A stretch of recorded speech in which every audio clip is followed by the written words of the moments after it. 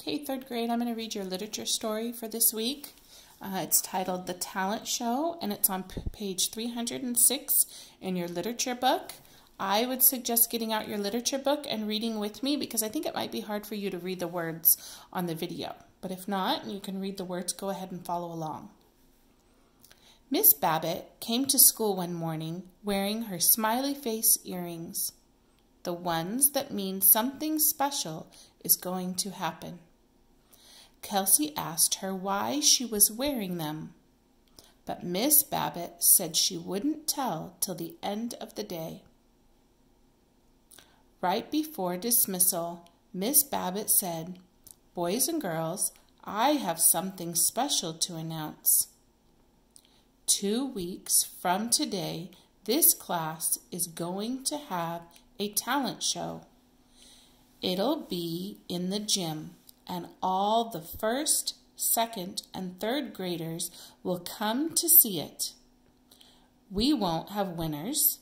We won't have prizes. It's just going to be for fun."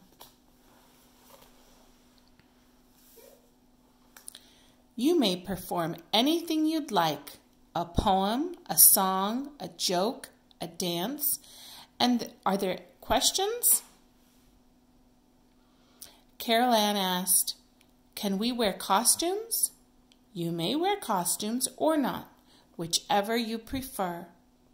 Stephen asked, "Can we do stuff in groups?" You may perform alone or in groups.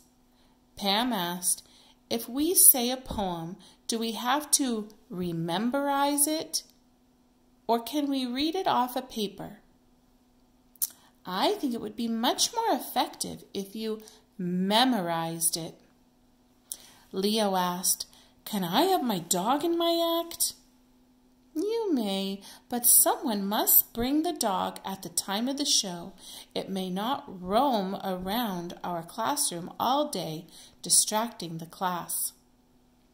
Wendy, who's shy and talks so quietly you can hardly hear her, asked, "Do we have to do something?" No one has to be in the show, but I think those of you who choose to be a part of it will have lots of fun. The dismissal bell rang and we all ran for the buses, talking about the talent show.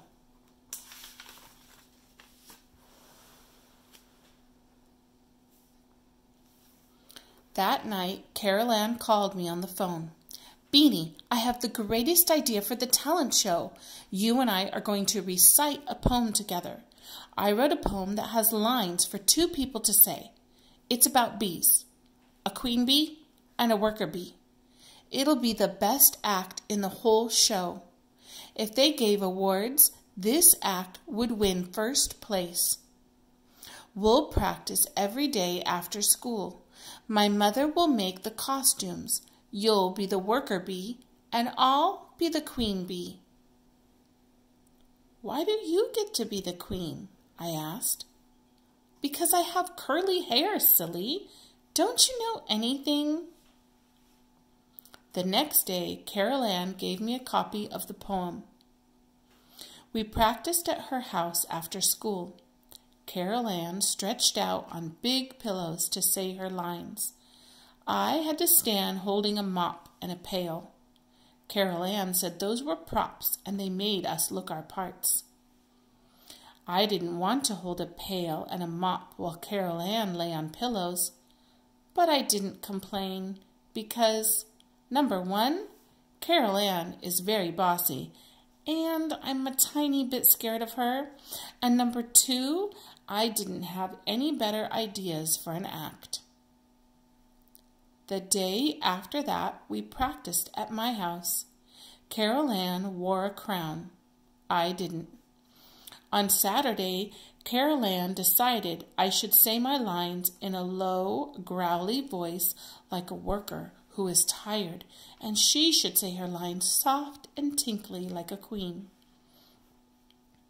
On Monday, Carol Ann showed me pictures she drew of the costumes. Carol Ann's had a gold-ruffled ballerina skirt. Mine had a big black and yellow striped t-shirt and black tights.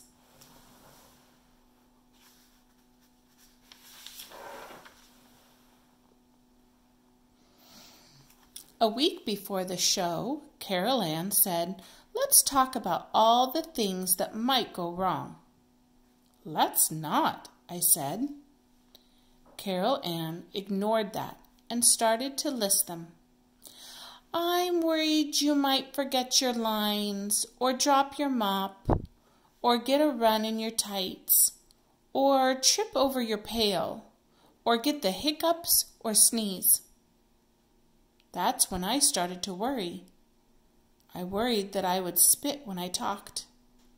I worried that my antenna would fall down over my face. I worried that instead of saying, "I feed the queen and build the hive," I would say, "I feed the hive and build the queen." Every night at supper, I said my lines to my family. Every night in bed, I bit my nails thinking about doing the bee poem.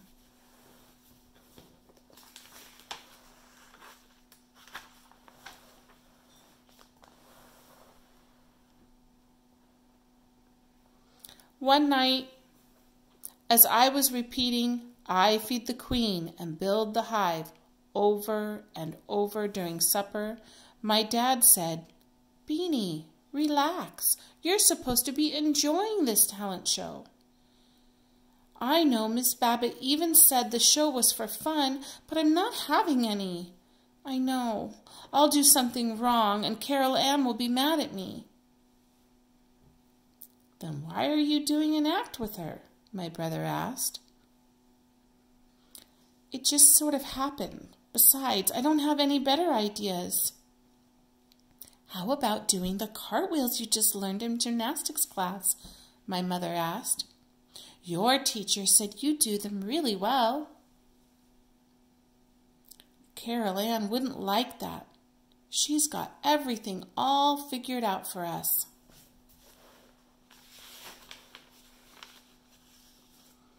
That night, as I lay in bed biting my nails, my dad tiptoed into my room. "Are you awake?" he whispered. "I can't sleep," I said. "I'm thinking about the bee poem." "I want to show you something wonderful," Dad said. He swung me and Jingle Bell onto his back and carried us down the stairs and out the front door. There were 2 sleeping bags spread out on the driveway. Jingle Bell and I lay on top of one of them, and Dad lay on the other. "Look at the sky," he said. "I don't think I've ever seen it so beautiful. I wanted to share it with you." Dad was right. The sky looked like black ink. The stars looked like white polka dots. "How many stars are there?" I asked my dad. "Billions," he answered. "I mean, what's the exact number?" "That's a mystery." "I'm going to count them," I decided. So I picked a spot to start at and tried to keep track of which stars I had counted and which ones were left. When I got to 27, I got mixed up and had to start over. This time I got to 32 before I got mixed up again. I started a 3rd time.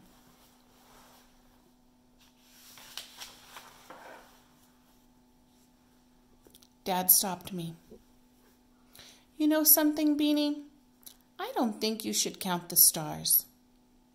There are some things in life that are just meant to be enjoyed." "You mean like a dish of double chocolate ice cream with colored sprinkles and whipped cream on top?" I asked. "Yes," he said. "And like a sausage, pepperoni, and onion pizza." "And like kittens," I added. "Right. And like Beethoven's 5th Symphony."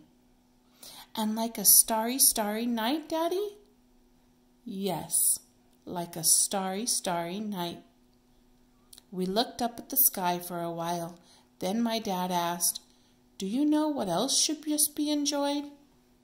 "What?" "A talent show." He reached over to my sleeping bag and squeezed my hand.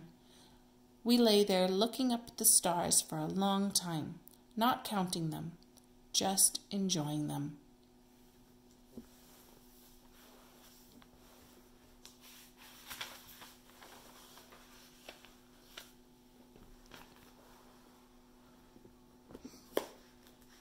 The next day, on the bus ride to school, I took a deep breath and said to Carol Ann, I don't want to do the bee poem. I want to do cartwheels across the gym floor. Why? She asked. Because cartwheels are fun. What would you wear? Shorts and a t-shirt.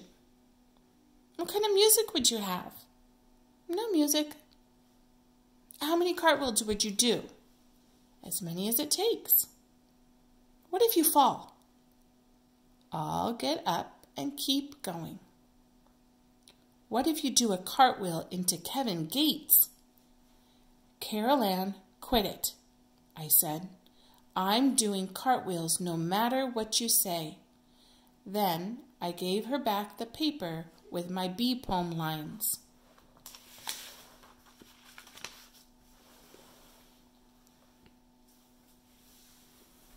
On Friday, our class put on the best talent show in the whole world. For his talent, Boomer Fenton showed his birthmark in the shape of a dog's face. Kelsey played Twinkle, Twinkle, Little Star on her violin. Leo tried to get his dog to roll over, but the dog ran under Miss Babbitt's chair and wouldn't come out for the rest of the show. Carol Ann and Wendy did the bee poem. Carol Ann's crown fell off right in the middle of it. For my talent, I did cartwheels from one end of the gym to the other. It was fun. Okay, girls, I hope you enjoyed the story.